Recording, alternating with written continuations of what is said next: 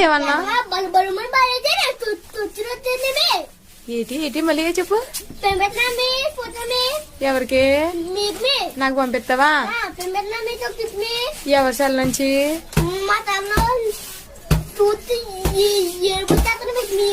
నాకు ఏడుపు వచ్చేద్దా?